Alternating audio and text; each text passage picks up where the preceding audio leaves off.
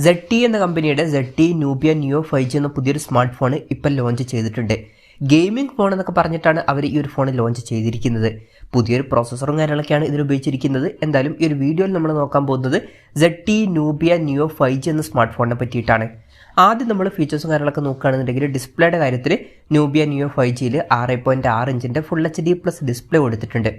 IPS LCD പാനലാണ് ഇതിൽ ഉപയോഗിച്ചിരിക്കുന്നത്. പിന്നെ ഫോണിൻ്റെ ഫ്രണ്ടിൽ വാട്ടർ ഡ്രോപ്പ് നോച്ച് ഡിസൈനുള്ള നോച്ചൊക്കെ കൊടുത്തിട്ടുണ്ട്. ലേറ്റസ്റ്റ് ആയിട്ടുള്ള പഞ്ചോൾ ഡിസൈൻ വരുന്നില്ല. ഈ ഫോൺ 16,300 രൂപ പ്രൈസ് റേഞ്ചിലാണ് വരുന്നത്. ആ ഒരു പ്രൈസ് റേഞ്ചിലൊക്കെ വരുന്ന ഒരു ഫോണിൽ നമ്മൾ പഞ്ചോൾ ഡിസൈനും കാര്യങ്ങളൊക്കെ എക്സ്പെക്ട് ചെയ്യുന്നുണ്ട്. പക്ഷേ ഈ ഒരു ഫോണിൽ അത് വരുന്നില്ല. പിന്നെ 120 Hz റിഫ്രഷ് റേറ്റ് ഒക്കെ ഇതിൽ സപ്പോർട്ട് ചെയ്യുന്നുണ്ട്. അപ്പോൾ ഡിസ്പ്ലേ ഫീച്ചേഴ്സ് മൊത്തത്തിൽ നോക്കുകയാണെന്നുണ്ടെങ്കിൽ ഈ ഒരു പ്രൈസ് റേഞ്ചിൽ അത്ര മികച്ച ഡിസ്പ്ലേ ഫീച്ചേഴ്സ് ആണ് എന്നൊന്നും പറയാൻ പറ്റില്ല. ഇനി അമല ഡിസ്പ്ലേ കൊടുത്തിട്ടില്ലെങ്കിലും അറ്റ്ലീസ്റ്റ് പഞ്ചോൾ ഡിസൈനെങ്കിലും ഇതിൽ കൊടുക്കായിരുന്നു. Side mounted fingerprint sensor ഈ ഫോണിൽ കൊടുത്തിട്ടുണ്ട്. ഫോണിൻ്റെ വെയിറ്റ് വരുന്നത് 163.7 ഗ്രാമാണ്. അപ്പം അത്യാവശ്യം നല്ലോണം വെയിറ്റ് കുറഞ്ഞ ഒരു സ്മാർട്ട് ഫോണാണ്. തിക്നെസ് വരുന്നത് 7.98 mm ആണ്. ഈ ഫോണിൻ്റെ ഫാൻറ്റം ബ്ലാക്ക് അതുപോലെ തന്നെ വാർ ഡാമേജ്ഡ് യെല്ലോ എന്നീ 2 കളർ വേരിയൻസ് ആണ് ഇപ്പോൾ ലോഞ്ച് ചെയ്തിരിക്കുന്നത്.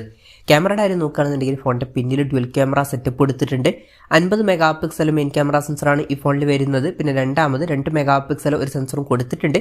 അൾട്രാ വൈഡ് ആംഗിൾ ലെൻസ് ഒന്നും ഇതിൽ വരുന്നില്ല. 16,300 രൂപ പ്രൈസ് റേഞ്ചിലൊക്കെ നമ്മൾ അൾട്രാ വൈഡ് ആംഗിൾ ലെൻസും കാര്യങ്ങളൊക്കെ എക്സ്പെക്ട് ചെയ്യുന്നുണ്ട്. പക്ഷേ ഈ ഫോണിൽ അത് വരുന്നില്ല. പിന്നെ ഫ്രണ്ടിൽ 8 MP സെൽഫി ക്യാമറയും കൊടുത്തിട്ടുണ്ട്. ബാറ്ററിയുടെ കാര്യം പറയുകയാണെന്നുണ്ടെങ്കിൽ 4500 mAh ബാറ്ററിയാണ് ഈ ഫോണിൽ വരുന്നത്. 22.5 വാട്ടിൻ്റെ ഫാസ്റ്റ് ചാർജിങ് സപ്പോർട്ടും കാര്യങ്ങളൊക്കെ ഇതിൽ വരുന്നുണ്ട്. Type C ചാർജിങ് പോർട്ടും വരുന്നുണ്ട്. അപ്പം ബാറ്ററി സെറ്റപ്പ് അത്ര മികച്ചതാണ് എന്ന് പറയാൻ പറ്റില്ല. തരക്കേടില്ല, ആവറേജ് അത്രേ ഉള്ളൂ.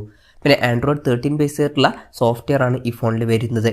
പ്രോസസ്സറിൻ്റെ കാര്യം പറയുകയാണെന്നുണ്ടെങ്കിൽ unisoc T820 എന്ന പ്രോസസ്സർ ഈ ഒരു ഫോണിൽ കൊടുത്തിട്ടുണ്ട്.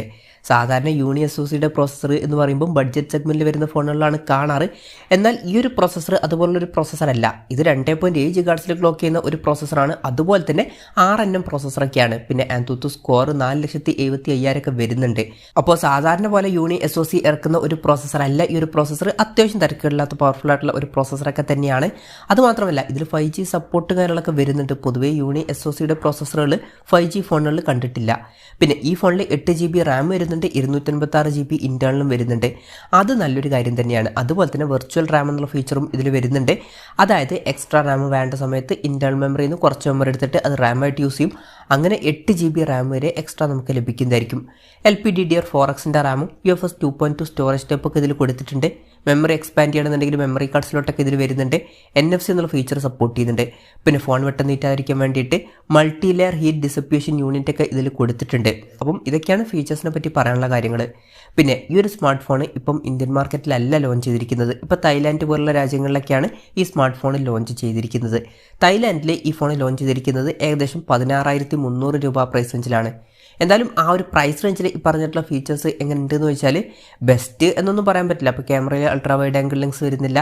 അതുപോലെ തന്നെ ബാറ്ററി സെറ്റപ്പ് ആവറേജ് എന്നേ പറയാൻ പറ്റുള്ളൂ. അതുപോലെ തന്നെ ഡിസ്പ്ലേയിൽ പഞ്ചോൾ ഡിസൈൻ ഒന്നും കൊടുത്തിട്ടില്ല. ഇനി അമല ഡിസ്പ്ലേ കൊടുക്കാത്തത് ഒരു പ്രശ്നമായിട്ട് പറഞ്ഞിട്ടില്ല എന്നുണ്ടെങ്കിലും എന്നാലും അത്യാവശ്യം തിരക്കേടില്ലാത്തൊരു പ്രോസസ്സറൊക്കെ ഈ ഒരു പ്രൈസ് റേഞ്ചിൽ ഈ ഫോണിൽ കൊടുത്തിട്ടുണ്ട്. അതുപോലെ തന്നെ 8 GB റാമും 256 GB ഇന്റേണലും കൊടുത്തിട്ടുണ്ട്.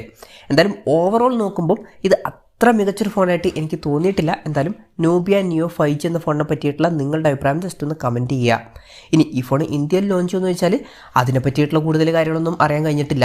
ഇന്ത്യയിൽ ലോഞ്ച് ചെയ്യാനുള്ള ചാൻസ് വളരെ കുറവാണ്. Zte അവരുടെ Nubia റെഡ് മാജിക് സീരീസിൽ വരുന്ന ഫോണുകളൊക്കെയാണ് പൊതുവേ ഇന്ത്യയിൽ ലോഞ്ച് ചെയ്യാറ്.